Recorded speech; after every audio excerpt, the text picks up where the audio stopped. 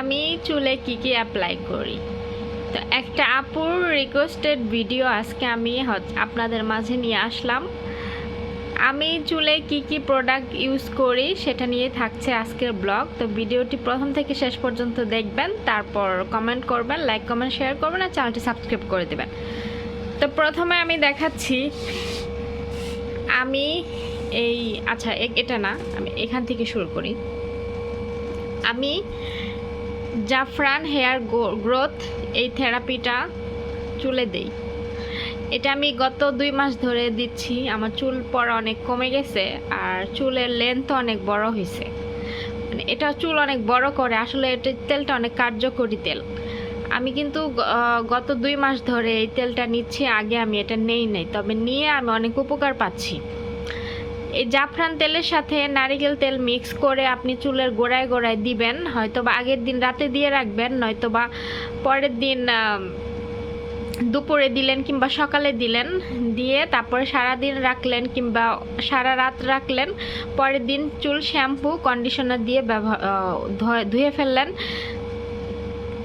আচ্ছা, এটা গেল টিপস, মানে প্রথম টিপস গেল। ঠিক আছে, আমি জাফরান তেলটা নারিকেল তেল দিয়ে মিক্স করে চুলের গোড়ায় গোড়ায় দিই।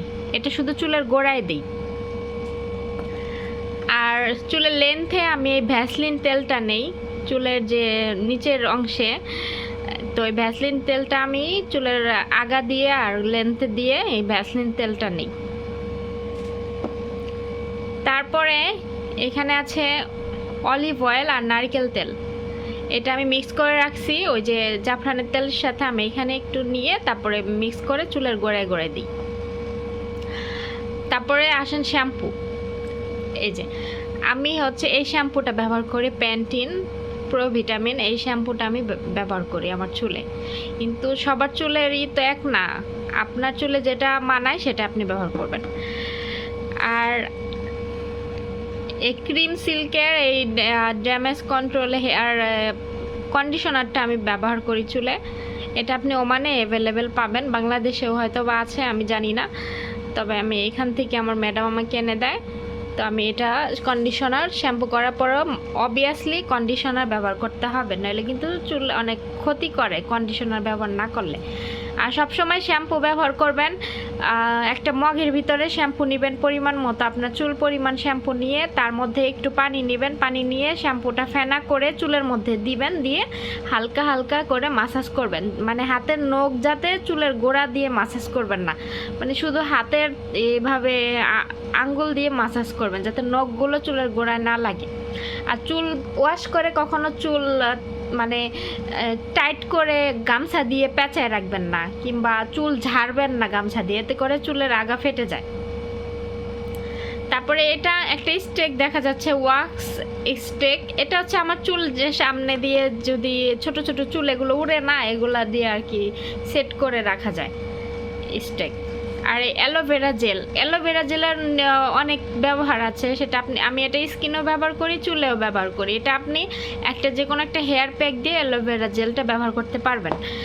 তারপরে আসে এটা স্ট্রিক্সের একটা হেয়ার সিরাম। এই সিরামটা আমি ব্যবহার করি আমি যখন চুল শ্যাম্পু কন্ডিশনার করে আসার পরে চুল যখন হালকা হালকা ভেজা থাকে, তখন আমি এই সিরামটা হাতের মধ্যে অল্প পরিমাণ নিয়ে আমি মানে ব্যবহার করি।